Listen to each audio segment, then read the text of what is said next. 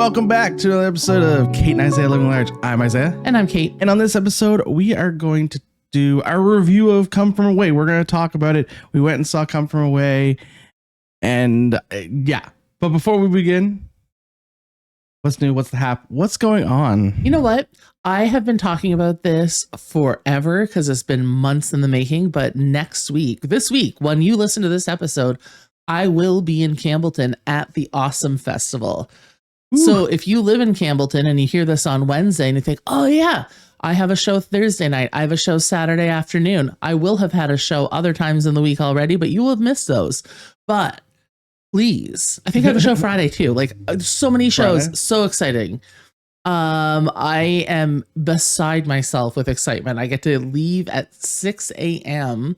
on Tuesday morning to make it to Campbellton by 11:30 or 11:45 to do a hot pepper challenge. A hot pepper challenge. Yeah, like you're gonna eat like a jalapeno pepper, or you're gonna eat like a ghost pepper. I think all of the above. I don't know. I didn't plan the pepper challenge. Do you eat spicy food? Yes, I do eat spicy food. I know I'm white, but like I listen. I'm just questioning your ability to do a ghost pepper. I'm questioning my ability to do a ghost pepper too, but I also find it funny that they did pick the fat girl to participate in this. It is a comedy festival. I'm just joking. There's 3 other people in it as well. And it's not just me. I'm not going to be like up on a stage eating hot peppers by myself. That would be horrible.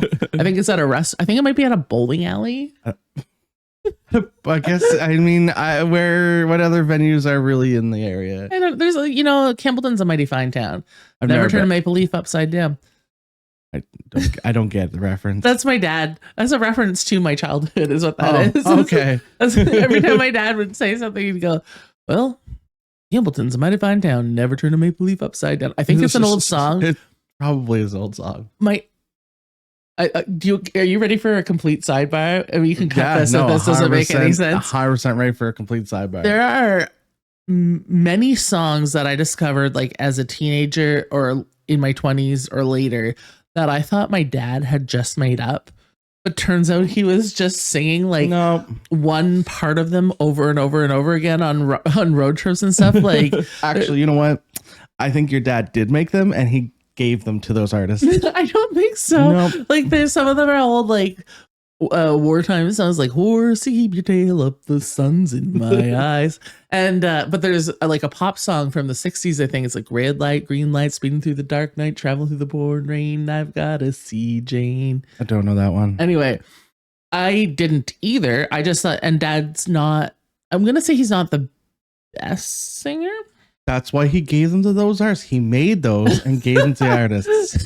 But when I heard them, I was like, just almost like so disillusioned. Like completely changed your childhood. Dad didn't just make those up. That's a real song. Anyway, tell me about you. What's going on in your life? Oh, busy. Last weekend, I was practicing for my research. I did some practice. And we did a lot of swimming. I had some people that came and actually did do their research for lifeguards with my team, so that's great. It's pretty intense. I remember it being really intense, but I don't remember like whenever I was doing my lifeguarding stuff, I was also doing getting my lifeguard stuff, never just being the guy standing around watching people do it. And I forgot how intense it is to actually like get recerted and get certified to be a lifeguard. Does it make you nervous? No, but I don't remember being as intense as it was. Do you think it's gotten more intense, or are you just older? I think I'm just older. And I think again, when I did my certifications and my research and stuff, I was also being the person doing that stuff. So I think the perspective is different. Right. So sometimes I think, and maybe this is a little bit off course, but like you're generally quite young when you become a lifeguard, right? Yes. Oh, you're usually like 15. Yeah. Like that's usually when you get your stuff. It's kind of crazy. I feel like a lot of things that are actually very scary and huge responsibility, you're done at an age where you feel invincible. Like you get your, True. most people get their driver's license when they're 16. Most, you get your people who are going to become lifeguards do that as a as a mid-teenager and things like that. Because when you get older, you realize how freaking dangerous it is. And you're like, I feel like people who, and actually, you can correct me if I'm wrong, but I feel like if you don't get your license when you're 16 and fearless, it's really scary thing because you recognize the breadth of what you're doing, but you really don't when you're a teen. Yeah, I think for sure a little bit of that in general, right? I think you're right. The reason why we do things younger is because we feel invincible, and yeah. The older you get, the more you realize you're gonna break at any moment. Yeah, there's real risks. But let's get into our topic. Let's talk about. Oh my goodness. Okay. So we went to see Come From Away. That pause was both of us about to say. So we went to see Come From Away. We've also, if you're a regular listener, we've made up after the last 2 episodes. A little bit. I mean, Isaiah hasn't spoken to me in 2 weeks, but But we went to Come From Away. We had the royal box. We did. Thank you, Chris Bear at Big Tide Brewing. Yes, thanks. Our Chris. favorite place. We should ask them for a sponsorship, except it would be weird to be like, the place where we drink beer and eat fried food. Can you please sponsor our Fat Person podcast?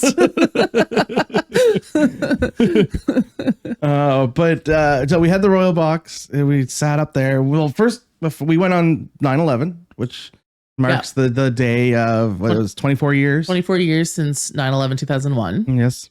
So we went on 9/11, and outside they had the firemen had we're having a ceremony when we got there. Yep, a memorial ceremony for 9/11. So that was it was really nice actually. We kept waiting for the bagpipes to play, but they were too slow, so we went inside. So we ended up going inside. But yeah, just initial. What was your initial thought about going when you were going into it? Did you know anything about the play, or I knew? Well, I have never seen the play. Yeah, me neither. And I actually think I'd like to take this a step back. Okay, if that's okay. Okay, because we have an episode to fill, and I think we can. Forgive me. 1 word review to cap this up. Come From Away. 1 word. Amazing. Stole my word. Incredible. Life-changing. Yeah. That was 2. But okay. Now I like to back this up. Where were you on the actual 9/11? I was in middle school. I was in would have been like shop class or math class. And I remember going to the auditorium to watch what was happening on the news. Why they did that to us in middle school, I can never tell you. But yeah, why hide it? Yeah, but like, I don't know. It was weird. Thinking back to it, it's kind of weird to like stop all school to everyone go sit and watch. I think it's just coping, right? Because people were dealing these are human beings, your teachers and principals and things like that. And they were dealing with a thing, and they're like, how are we going to tell these kids? Do we bring them in all together and let the news do it? Or do we have each individual teacher tell them? Or do we try to hide it from them until they get home? We watched it. I remember watching it before the second tower even got hit. Yeah, that doesn't surprise me. I don't know. I think that would not be a thing that would happen today.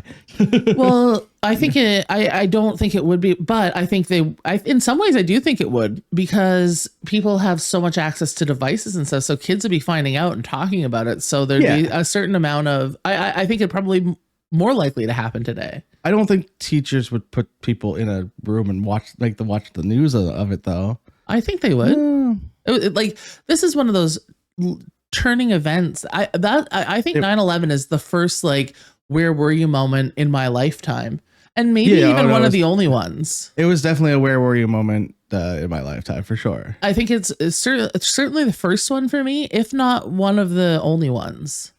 Maybe when maybe Princess Diana was, but even that, and that was a little bit before. That was before, yeah. And I was too young to really I knew that happened, but I was like 9/11 was like in my. You remember it's a core memory. Yeah, it's definitely a core memory. But I don't know. I like it's hard to say what would have happened but in the moment, I'm sure everybody was just dealing with like what do we do? And that was what they chose to do. And I think each school handled it a little differently. I was too old to know that. Where were you? Would have been university? I was starting my first year university. Yeah. It was like my second week. And I had a little bit of a later class. So I always watched like the first bit of the Today Show. Yep. Every morning before I went into school. And I think I had I'm trying to remember the timing. I think I had a 10:30 class or something. Anyway, I was watching TV and there was then the report of the first tower hitting, and I'm just watching agog and going, oh, I don't know what this is. How could that possibly hit? It's a beautiful, clear day. This doesn't make any sense. And then as I'm watching, I saw the second tower hit, but then I was at that point where I was like, oh, I have to get to class. And I'm such a rule follower. I was like, I can't possibly sit here. I gotta get there to get to class. Like no one else was in class. Yeah, because only my second week. It's Dr. Good's class. Got to get there. So I went in, and he went and talked to our whole class and was like, look, I don't know what's happening in the world, but like learning about the classics is not what's happening today. Because it was a Greek myth and religion class or something like that. And he just sort of spoke about it for a few minutes and then let us go. I had one more class, and then I had like from 11:30 to I had a 2 p.m. shift at Kent that afternoon, and it was a Tuesday. Everybody knows that. And I was only 18, so I couldn't go into a bar or something, but I knew I needed to get somewhere with a television. Yep. And the only place I could think of was the KFC Taco Bell on the east side. On the east side? Oh, yes, they did have a TV in there, didn't they? Yeah, they used to have a TV in there. And KFC and Taco Bell are not places that I would have typically eaten or continue to not eat. I haven't eaten KFC since I was 12 years old and had food poisoning. And sorry, KFC, this is not besmirching your fine name. 11 Herbs and Spices, num num. And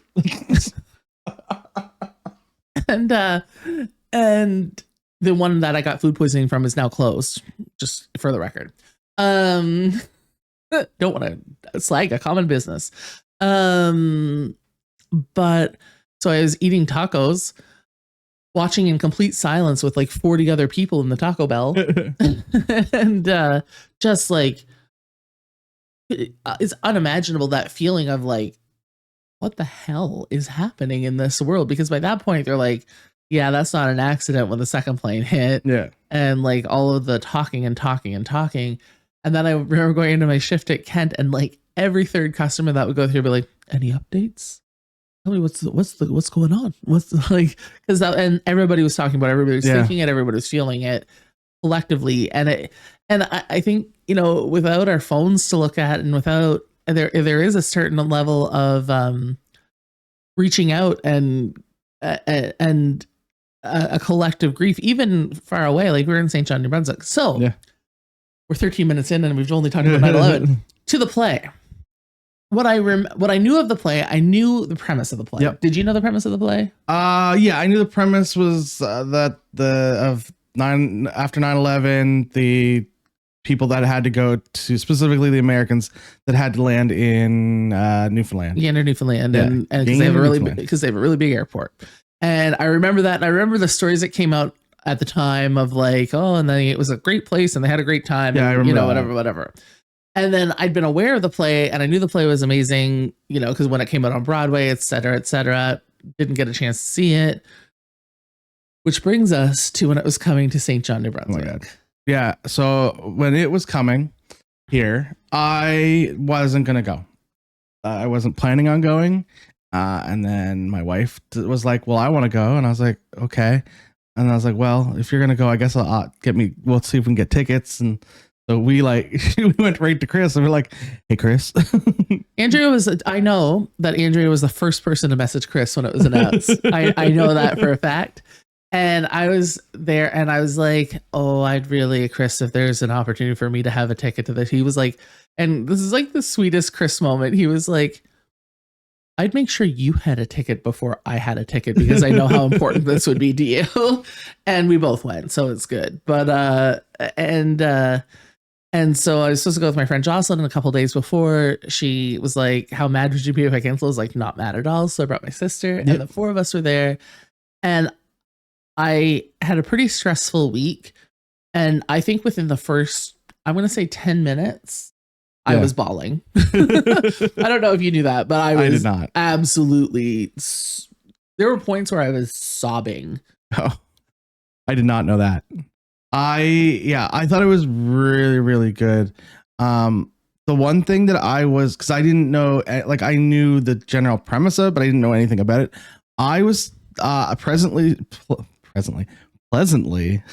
surprised that they touched on the xenophobia of it. Yeah, I was shocked and, like, again, very pleasantly surprised that they even touched on it, because I didn't expect that.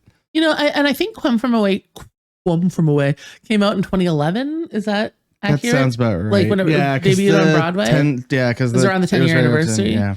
And that makes sense because by that point, the xenophobia had become a real prolific issue in the world. And that absolutely would have happened. And I can understand all sides of that. Yeah. Because if you are just sitting on a plane and you've heard all the report, and now you're sitting in this nowhere town, Canada, right, with no one around, and all you've heard for 3 days or whatever is that there were these Middle Eastern men who got on planes and attacked and were very well organized and well orchestrated. And then you see a brown person on your flight. Like, I'm not saying it's right. In no way am I saying it's right. But you can understand it. I can understand it in that moment. Yeah. That fear, because everything is so scary. Right. You don't know, because you don't know what's going on. You have no idea. And this is before. And this person doesn't speak your language. Yeah. So, like, you think it's not fair. No. And I think the way it was portrayed in the show was so well done, because it showed how upsetting it was for him and how upsetting it was for everyone else, and how, like, you kind of, in your worst moments, you end up, sometimes you lose your humanity, and that's not it's not okay. But there was also such joy in this play. Yeah. Like when they all went to the Legion and they're like full Newfoundland experience, and they're being screeched in and kissing the cod and the whole situation. I've seen one Broadway show in my life, and it was a life-changing experience for me, because I'm like a musical theater kid. Like, I grew up, went to KV High, did the KV Players thing, have been involved in St. John Theater Company. Like, I love the theater. I genuinely do. And I love to perform. Like, it's a lot of who I am is that. And it's a world that I know fairly well. I've worked backstage, I've worked on stage, I've played in pit orchestras, like. And I'm not saying this lightly. That show was bar none, the best theater experience I have ever had in my entire life. And sometimes that happens because you're like, oh, there's my friends, Megan and Jeff and Brad and Michael and all these people. Those are actually friends of mine who are involved in the show. And they're doing such a good job. But in this case, it's because I forgot that there were friends of mine on stage, and they all just transformed into their roles, from the guys in the band to the people on stage to the set to, like, literally everything about it. Like, I have chills again just talking about it. It felt like that same moment that I was sitting watching a Broadway show, which is a Carole King story show called Beautiful, and I was there by myself, just enamored to be at a Broadway show, because this is like, that was now the second best theater experience I've ever had, and this isn't it, but surpassed it by far. Yeah, it was so good. And they think that we're recording this on Sunday. I think tonight's the last show. Yeah, I think this afternoon, right? The matinee this afternoon. Yeah, so I mean, it was amazing. I think if you missed it, I'm really sorry. Yeah, I'm sorry. Like, it was. And this is a great difference. I am a fan of musical theater. You're not, right? No, I like musical theater. Okay. Yeah. I was in musicals in high school. What were you in? I was in Anything Goes, Beauty and the Beast, and How to Succeed in Business. Cool. Yeah. Chorus? Yeah. Yeah, me too. As a chorus girl. Yes. Well, actually, Megan, who was in the show, she's the one who played the pilot. Yeah. She was, and I was in grade 10. She was in grade 12, not to age anyone here. She was Dolly in Hello Dolly, and she was incredible then. But to hear even her voice, how it's matured over the last, we'll call it 10 years, but it's 25. How it's matured in that time and is even more beautiful than like, I have chills even thinking about it. And I was writing back and forth with her the day after the show, and she said from a cast perspective, it's been a transformative experience for them as well, that they're still, well, that she didn't speak for the whole cast, but that she's still working through and trying to figure out, and like, but it's kind of a life-changing situation for them. So like for everyone who I think saw it, when you read anybody who's posted about it online or had any part of it, I think this is one of those like experiences where there's been a sea change. Yeah, no, it was really, it was. So who was, what was your favorite, what was your favorite character first? I guess that's my question. You know which one's your favorite? Loved the mayor, Jeff McAloon. He's outstanding, and he was so great. And I love the pilot. Like I love Megan. And not just because they're my friends. My special shout out was that love story between Nick and oh gosh, the Texan woman. Yeah. I think that was my favorite storyline, but I'm a sucker for a romance. What about you? The mayor part was one of my favorite. And then I really liked the SPCA. Oh yeah, she was great. Yeah, she was really good. She was really good. The guy who played the one of the Kevins, the Kevin with the plaid, his name's Tony LePage, and he actually played that role on Broadway. Oh really? Yeah, and he's a New Brunswicker, and he's actually one of the reason that this show is here in conjunction with. He's the one he and his wife run Rogue Productions and worked with Stephen Tobias at the St. John Theatre Company to get this show up and running here, and he's done all kinds of like Broadway in St. Andrews and stuff like that, and has made a real mark on the theater scene locally. Nice. And has had success on that New York stage, which is amazing. And I've never met him. I just know this from reading about the shows and stuff. Do you have a favorite song? Like which song during it was your? Oh, you know what my favorite. I like Welcome to the Rock, of course, because that's super fun. But one of my favorite musical moments, one of my favorite musical moments in the show, and this is one of my favorite hymns anyway, which is a weird thing to say, but is the Make Me a Channel of Your Peace moment. Okay, yeah. And then when they brought the other religions part of it, like that was actually the part where I was absolutely sobbing in the... Like I said, it had been a very stressful day and week, and that compounded with this, like seeing the memorial service for 9/11 on the way in and recognizing that it was the 24th anniversary of that, and coping with that and where the world has gone since then, which is in so many ways not so much more insane. Better. And it seems like that probably was the beginning of it. That all started to cycle through my brain. And then they're doing this song that I know fairly well because I've sung in choirs and stuff for a long time. And I'm not even particularly religious. I'm not religious at all, in fact. But that Make Me a Channel of Your Peace was so beautiful. Yeah. How about you? Well, obviously the rock songs, that's always a give me. I think my other favorite one was the I don't know what the title is. It's the one about becoming a Newfie. Oh yeah, that was good. That was a fun one. I think that was my other favorite one. I also loved every song that Megan sang. Her voice is just so outstanding. Yeah, she was the pilot. Yeah, she was the pilot. Yeah, that was the one about at the end where she sung about being a female pilot. And that was so good. That show was so well written. Yeah, it was really well written. Like My God, look at us. 20 years after it came out. No, not 20. 15 years after it came out. Let's say review from Come From Away. The show just it had You should see it. The smash hit on Broadway and toured across the world. Like I could see it becoming an up and coming show. This might go somewhere. See. But the other thing we haven't said yet is that it was an all New Brunswick production. It was an all New, which is amazing to be an all New Brunswick. And we forget that in our tiny province, we have so much talent. Yes. And that's, and it was all rolled out there on stage. And you know what? I dare say, this is a hot take right here from Caitlin Dean.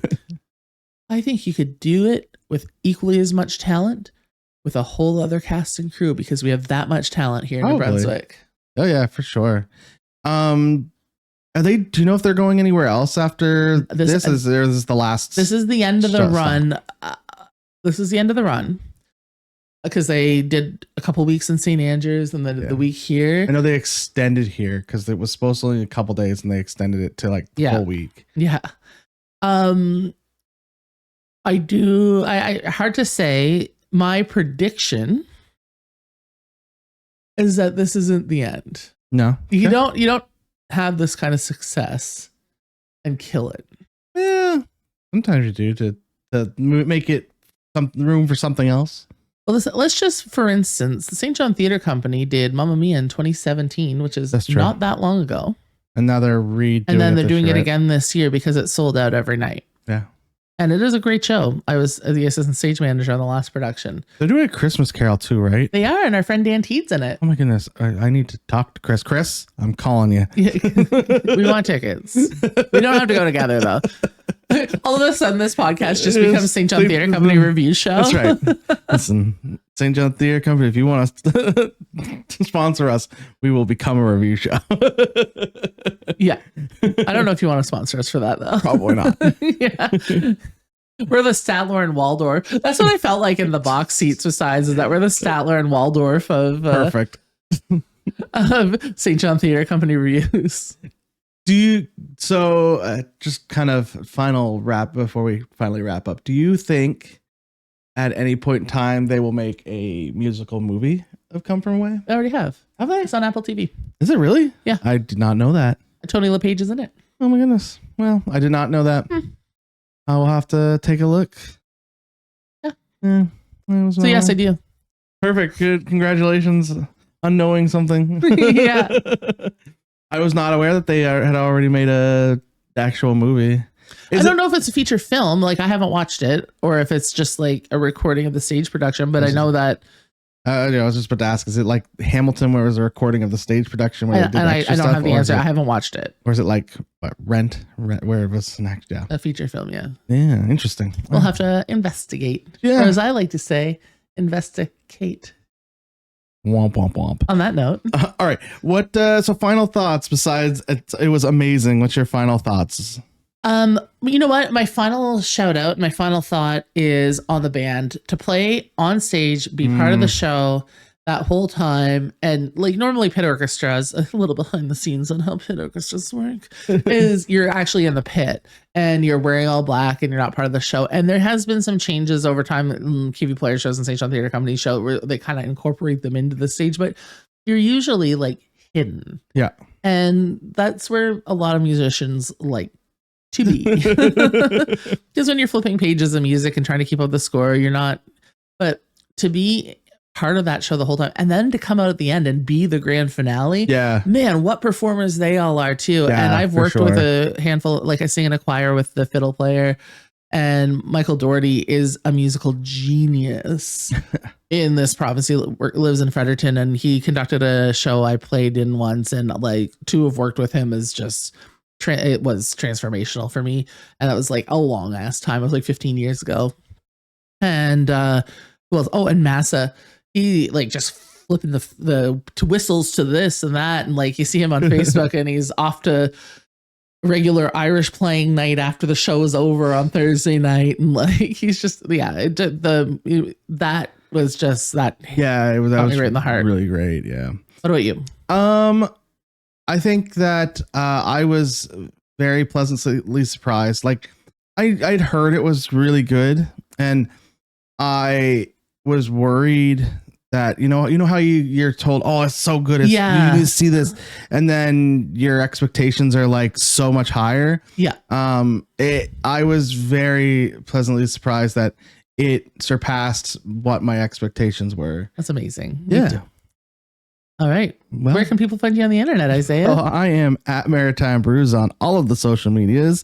Where can people find us? We can find us at Kate and Isaiah Living Large on Facebook and Instagram-ish. Perfect. And of course, we still have the Buy Me a Coffee going on. If you want to donate to us, one of these days we're going to get that third mic going again so we can get some more guests in here. I've got a lineup of guests, actually, if we just get that microphone fixed. That's right.